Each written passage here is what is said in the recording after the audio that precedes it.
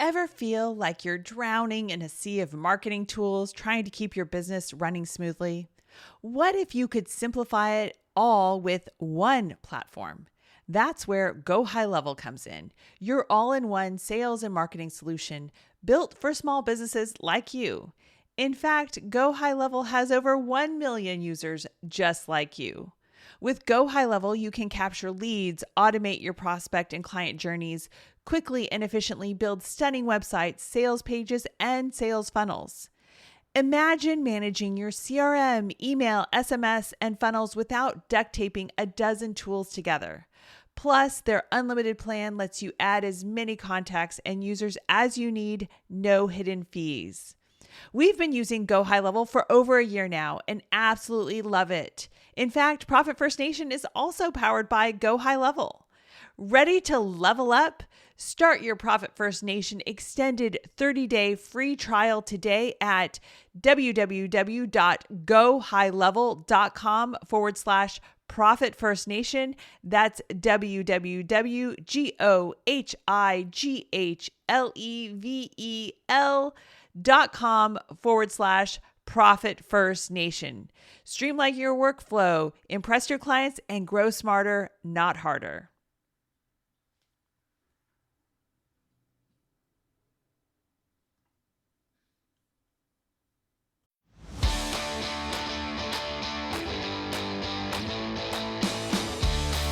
Welcome to Profit First Nation, the official podcast for entrepreneurs who are operating their businesses in the zone of permanent profitability.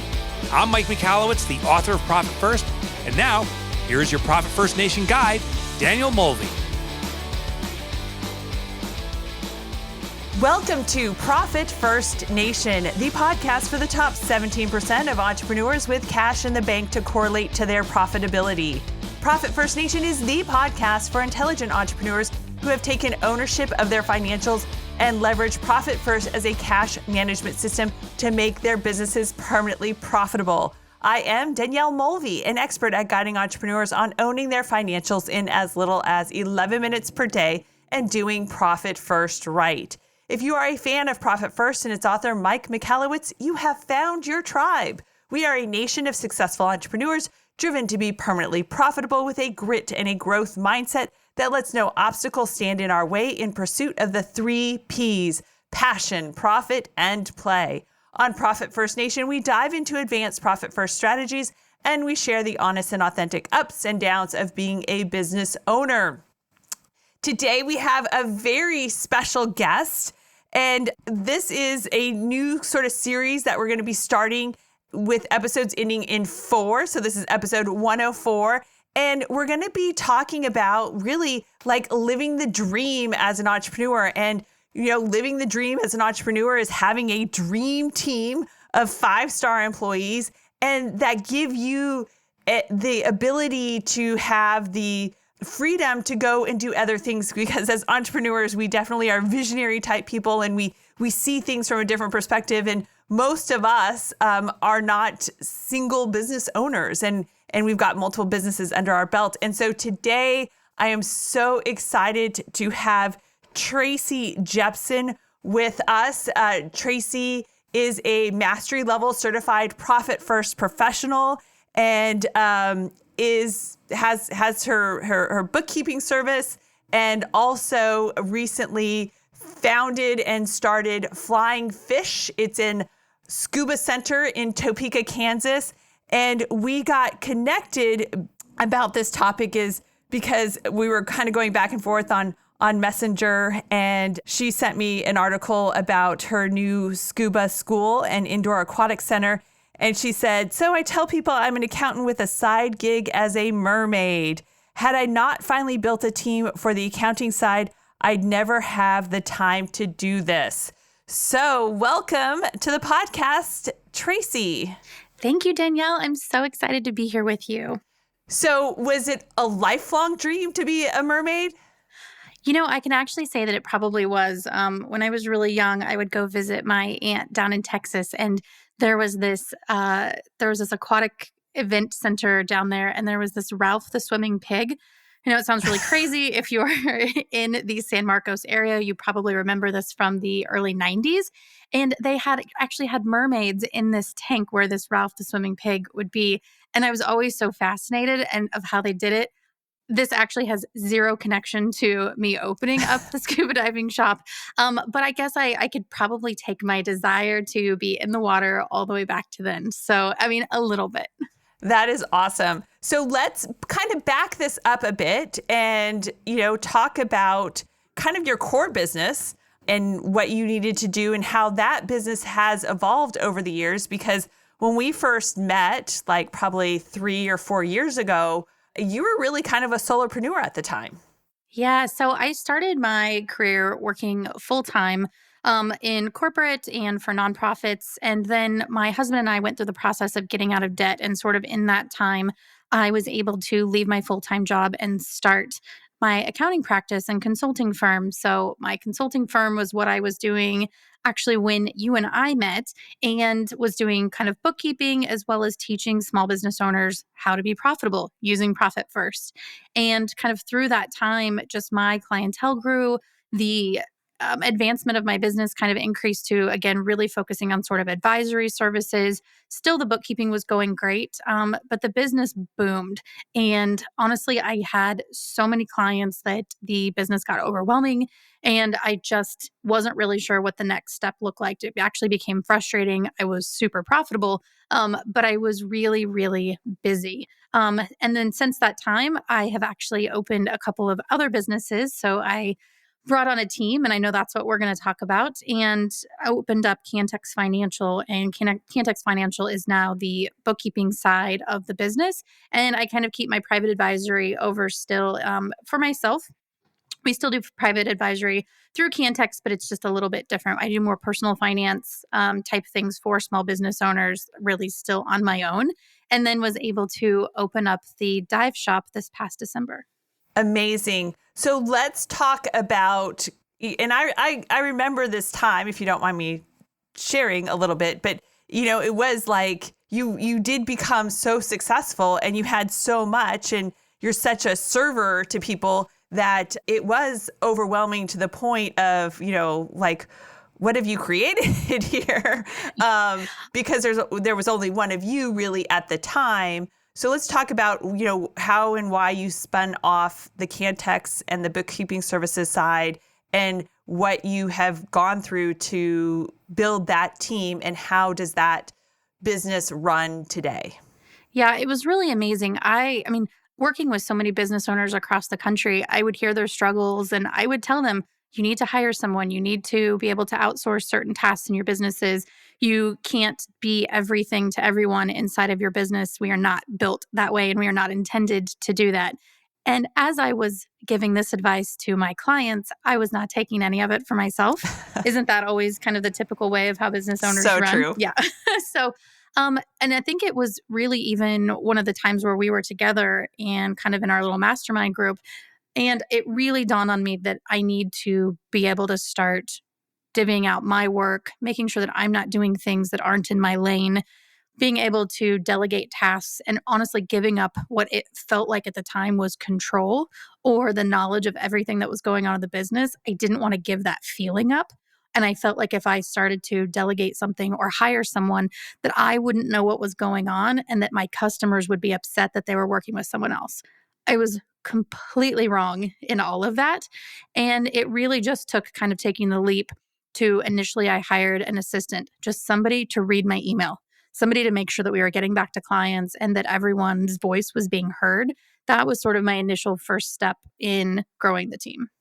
And when you brought on that assistant, let's kind of talk about it. Was that person working part-time, full-time? Were they remote? Yep, she was working part-time. So all of my clients are remote. So while I'm based in Topeka, Kansas, we work with clients all across the country. I think we have clients in nearly every state.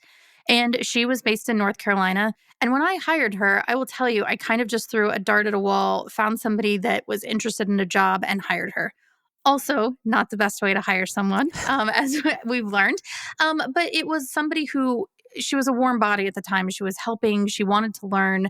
And it really was a good experience to know what I needed to do in my next hire what to do a little bit differently and what skill set I actually needed brought on. So at the time, I didn't really need an assistant.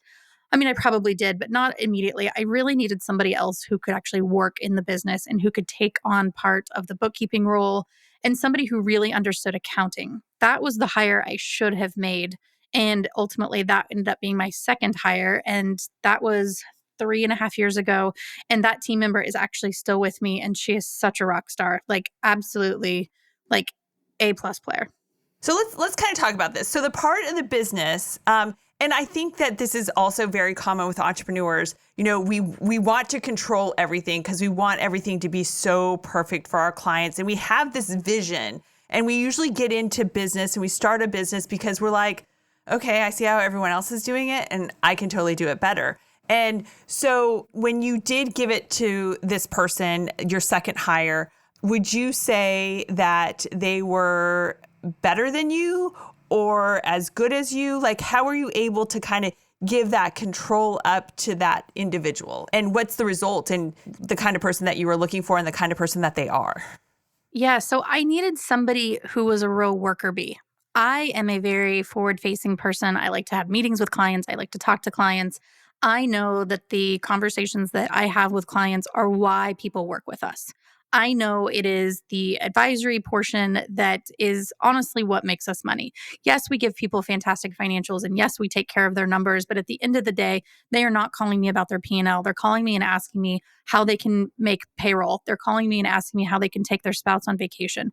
Those are the conversations that I wanted to have, and I didn't need to be the one taking care of their numbers. I just needed to be able to see them and understand them in order to be able to help them. So I needed somebody who wanted to be in the background and who was an excellent detail-oriented person, somebody who I knew was going to cross all the T's and dot all of the I's and make sure that their books were fantastic. So I actually sourced through all of my accounting groups that I'm a part of and was given a couple of recommendations for people who had interns on their staff, but they couldn't actually afford to pay them. So I would interview them. And the one that really stuck out was the one that we ended up hiring. We put her through testing. I had several conversations with her. She needed a remote position. I mean, really, she was the absolute ideal candidate, and she still performs at such a high level, but has no interest in being, sort of the front facing. She doesn't do a whole lot of client interaction because she doesn't have to. She just loves the head down kind of grinding work that drives me absolutely crazy. So giving that up to her actually wasn't difficult at all. I was able to then serve more people and serve people in a better way because I wasn't tied down in the details where I am not good at. I mean, I'm great with bookkeeping, but I don't enjoy my time kind of in minutia the way that she does. She absolutely thrives in that area. So it was actually a huge balance that we created. She would knock out the numbers. I would have the advisory calls, and we were able to immediately start scaling the business with just the addition of the one person. So I love the idea that you reached out, and I'm sure it was on Facebook since you're big on Facebook. But sourcing out referrals from groups of people that you know. Now, were you looking specifically for an intern or an entry-level person? Not necessarily. I was willing to bring on any level. I mean, I knew what I was willing to sort of pay for the position. And to me, it didn't matter if they had 20 years experience or 2 weeks, as long as they could do the work. So I don't really think that, I think experience is wonderful, but it's not necessarily experience that is going to find you the person that you need. I needed somebody that I could connect with, that I liked working with, that I wanted to be able to teach and guide, and honestly, somebody who was willing to learn. I almost even like people that have less experience because they don't have bad habits and they are willing to learn a new way without saying, oh, but we did this at XYZ company, or oh, this is how we used to do it. I'm not a huge fan of bringing people like that on in the company. I want them to really own their role and be able to feel like they have a choice in their learning or how we do things, and somebody who's really willing to kind of be all in on what we're doing and not try to, always go backwards of, something that maybe wasn't working at another place. Right. So, I completely agree with you. I really like recruiting and hiring entry-level people who have the aptitudes and have the qualities of a 5-star employee, but don't necessarily have that firsthand experience so that we can train them from a blank slate and really get them to do it the way that we want to do it. And it sounds like that ended up being the case with you. But, I want to just kind of go back a little bit and say that, when you hired the assistant who was going through and helping you read your emails and respond to people, was it your most important first hire? No, but I think it was the perfect first step for you, and so anything that you do, and this is kind of lessons for the audience, is, get something off your plate. Get something off your plate. And that was probably the easiest thing to get off your plate because it wouldn't require that much training, this, that, the other, versus bringing on what was your second hire, someone to take over, doing the actual bookkeeping services. Would you agree with that? I would agree with that. And what was really interesting, I think my biggest challenge mentally was thinking that my clients needed me. And they didn't need me. They just needed communicated with. And I think I was stuck in this major ego land of, my clients only want to talk to me. They aren't going to answer questions from other people on my team. They know me as a solo entrepreneur. They don't understand that, other people are going to be interacting with them. So I actually let that assistant go a couple of months after I had hired her because I realized it just wasn't a good fit. While I did need that position, it wasn't a great fit. But I did something, and I think I've told you this, Danielle, is I kept her email in the background and I would respond to emails as her. Oh, that's right. And so I had this, what was considered really a fake assistant for a long time. Mostly just it got me over my ego of realizing that people started emailing her instead of emailing me because they knew that she responded very quickly. So I was still the one responding, but they thought it was coming from her. And then that's when I realized this has nothing to do with me. They just want the communication. They just need to be kept up to date on what's going on. And it was a huge shift for me. And at that point, I was willing to go out, find another assistant who was going to be great and continue to expand the bookkeeping side of the team. But it's making that first move, making that first hire, and if it doesn't work out, it's okay. You learn from every experience. Now, just a real quick something about those emails, and especially those critical point of contact emails. I have employees who've been with me for 5, 7, 6, 8 years, 9 years, whatever. But in certain roles and in those kind of high touch, high communication type roles, we have honestly generic email addresses for those. And that also helps too, especially when someone's out of town, because then we're just able to forward those emails to the person that's covering those emails. But we use accounting@supplypatriot.com. We use contracts@supplypatriot.com. So that's another option too, when you're making this transition. If you don't want to be transparent, if there's turnover and such, is to maybe use generic email addresses that anyone could really be the one responding to those. Okay, so now we've gotten 2 hires. What was your next hire after that individual that was taking over doing the numbers for you? Yeah, so my next hire after that was actually a referral from the bookkeeper that I had hired. So she had worked at a place with this, she was interning at a firm with another gal who, again, wanted to be remote.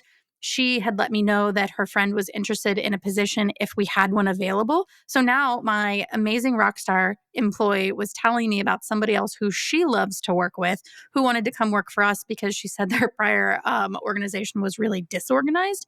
So I interviewed her and she came on kind of as a part-time bookkeeper, but really more of, again, kind of a data miner. She covers all of our receipts. She makes sure that all of the clients have all of their W-9s and making sure that, just all of the details are checked that go along with the bookkeeping while she actually began to learn bookkeeping. So she came on in a very entry-level role as well and has been with me for a couple of years. Absolutely fantastic. I think that referrals from existing amazing client or amazing team members make really, really great next hires because they have already an easy working relationship together. They know each other. They know kind of how to bang things off of one another. And I really enjoyed that. So she was our next hire immediately after our first bookkeeper. So kind of from there, at that point, the bookkeeping was covered. And then I realized that my role of actually meeting with clients was where my stress point was. So I had brought on a couple of really large clients who needed a lot more face time than just sort of our once a month standard for normal clients, that I had people that wanted to meet on a weekly basis. And these were large contracts. I mean, $10,000, $15,000 a month kind of contracts.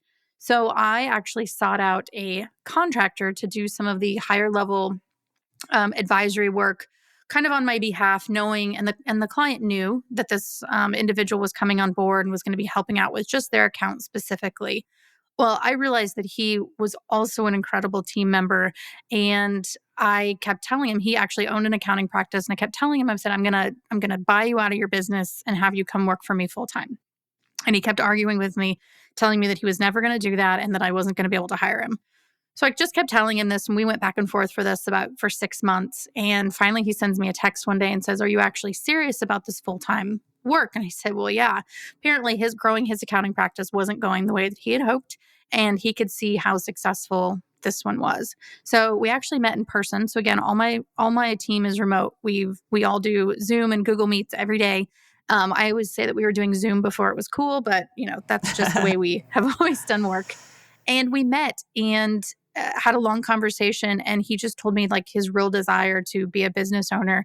And I could tell that he had a real passion for that. But I also knew that if I was going to continue to expand and also expand myself to where I didn't have to work and I could take 4-week vacations and I could really kind of pick and choose the clients that I wanted to work with while still bringing in and growing my income and my revenue, I needed to kind of shift the thought of my business. And we decided to open up a business together.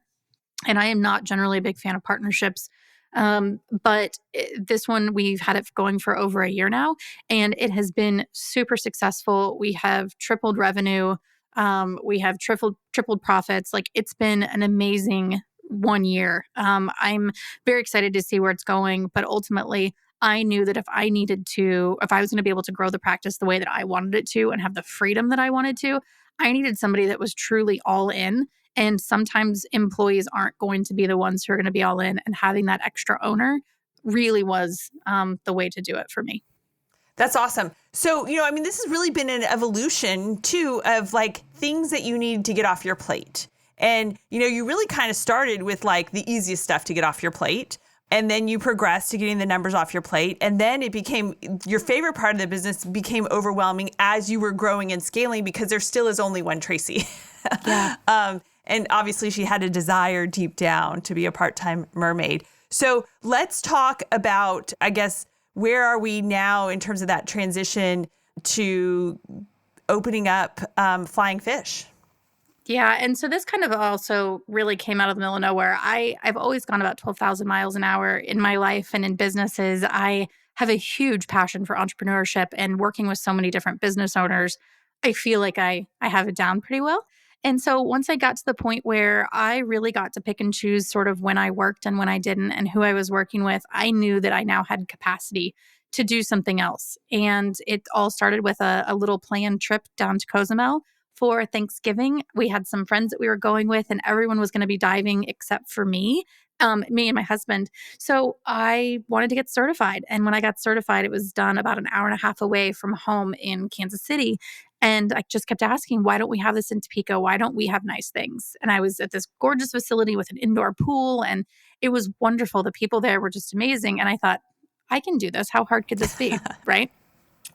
So the girl who knows almost nothing about scuba, barely certified, we had a conversation. So my new business partner and I had a conversation one evening, and he said, I'd always wanted to open a dive shop as well, but I was thinking it was going to be in retirement in Mexico, not in Topeka.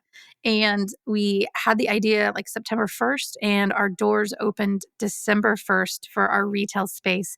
And we announced the acquisition of some land for our aquatic center that we're going to be building about 30 days later. I mean, you're going 20,000 miles an hour on this, not 12,000 miles an hour. So that's just awesome.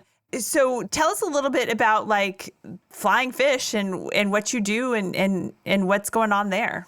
Yeah, so our mission really is education around water. So scuba is amazing, and that is always going to be probably like the passion behind this. But the point of opening the aquatic center is we really want to be able to hold classes for not only swimming and aerobics and sort of the standard, what you would consider in a pool, but we really want to get involved with a number of nonprofits. There's some really cool ones out there.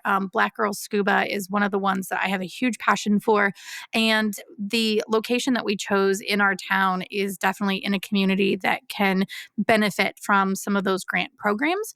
And we also want to work a lot with different military programs. They use scuba for PTSD on a lot of soldiers and veterans that have come back from war. It's something that is so peaceful and so quiet. In fact, it's actually what made me sort of fall in love with it to begin with. Just, running 20,000 miles all the time, when you can actually get your mind to be quiet and feel calm. As an entrepreneur, it is probably the coolest thing in the world. So we want to be able to give people sort of those capacities, use it for different training and education around people who may not be familiar with, swim lessons or scuba. So we're going to have a variety of different things that we can offer. Right now, we're sort of in a temporary retail space where I've got my little, what I'm calling a beach boutique. So again, we are in the middle of Kansas, one of the no-coast states, and we sell all kinds of fun like coolers and salt life gear and some other, kind of things that you could use at the lake or ponds and any kind of travel that people do, swimsuits, etc. So we've got that going, and then we are renting a space for all of our scuba programming as well as running travel. So we've got a trip to Cozumel with about 20 people that we've got in April. We are just getting ready to announce a trip to the Maldives in January of 23. So we've got a lot on our plate, and it's nice that I have a business partner in this venture who can also keep up with my speed of decision making. So it's a really nice balance as well. So kind of like I've got the one in the accounting side, he's very different than me. This one's probably a little more similar and can sort of keep up with my decision making. It's just been a really fun and exciting adventure. That is awesome. Well, what would be your biggest sort of piece of advice to a profit-first entrepreneur who is just kind of at this point of wanting to scale their business and build their dream team? Yeah, hire before you think you're ready. So start planning for the hire even before you're ready to make it. We opened up an account so I could start paying in what I was willing to pay my first assistant at the time into an account. And once I realized that I could afford it, I used that to pay her first several paychecks out of that. And then obviously the revenue supported it afterwards. But start planning for it. So even if you think you don't want to hire somebody for a year or hire someone for 6 months, start just putting that money aside and just testing the theory. I think this is one that Mike talks about a lot as well. But making sure that one, the revenue can support it, and just giving up that little bit of control or that control that you think you need, you will be amazed how freeing that first hire, even if it's not your right hire, even if it's not the right person or the right position, getting something off of your plate and starting to feel the freedom of delegation, it's going to feel a lot less like giving up control and a whole lot more like freedom than you'll imagine. That's brilliant. So, you definitely have your owner's pay account. And as you're looking to start employees, when in doubt, add an account. So when you're thinking of starting employees, just get that payroll account going and start allocating a percentage to that payroll account, like Tracy talks about, like we've talked about on prior episodes, because, you'll eventually start having a payroll and you'll be, having the payroll company pull out of that payroll account. And, just from a logistical standpoint, when you do have payroll and you have a payroll account in your allocations, you still allocate to owner's pay, but after you allocate to owner's pay, you just sweep that money into the payroll account so that the payroll company can then just pull the entire cash requirements from that payroll account to make payday happen, right? Yep, no, that's correct. And really, when you start to think about it, you're looking and saying, "Oh, I can't afford this." It's also a really good time for an expense review. What could you get rid of in order to bring that person on? Or would it take just one more client if you're in a service-based business to pay that next person? That was kind of the advice that somebody gave me when I hired a cleaning person for my house. They're like, "Get the next client, and that becomes your cleaning crew client." And that client, all they pay for, is the cleaning of your home. So you can kind of think of it that way too. But yeah, definitely open up additional accounts as soon as you even think that you want to be able to scale your team. And it is just, again, such a freeing feeling, because then you can go off and explore your passions, even maybe ones that you didn't know that you had. Thank you so much, Tracy, for sharing your evolution into becoming, I think, almost like a full-time mermaid here. But what's the best way for people to get in touch with you or to sign up for the Maldives? Oh, definitely. Oh, so they can go to flyingfishdivers.com, or they can find us at Flying Fish Divers on Facebook to learn about any of our consulting or the work that we do with Profit First and small business owners across the country. You can find me at tracyjepson.com and also at TLJ Consulting on Facebook. So we're on both of those places. But yes, we will have our Maldives announcement coming very soon, and anybody across the world can go on that trip. That's awesome. Thank you so much for joining us. If you would like to work with a certified Profit First professional bookkeeper, accountant, or coach, then visit profitfirstnation.com and click on Contact to connect with one of our fellow Profit First professional peeps. And don't forget, we do have visual recaps for every episode, including this episode, so you'll have Tracy's contact information and such as well. And that is, again, at profitfirstnation.com, and click on resources. Cheers to another profitable day, my entrepreneurial friends.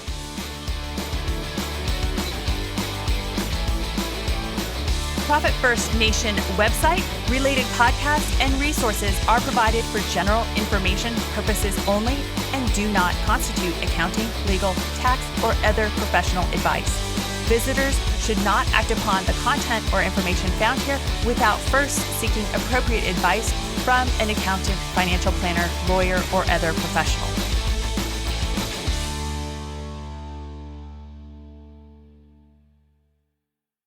Hey, this is Ro, and if you're a business owner struggling with hiring or just tired of doing it yourself, I highly recommend the Build Your Dream Team Secret Podcast series. There are 7 episodes packed with real stories from founders who've cracked the code on hiring, built high-performing teams, and finally got out of the day-to-day grind. My favorite part? It's not fluff. It's systems, strategy, and results. Text DREAM to 55444. That's DREAM to 55444 to check it out. You'll thank me later.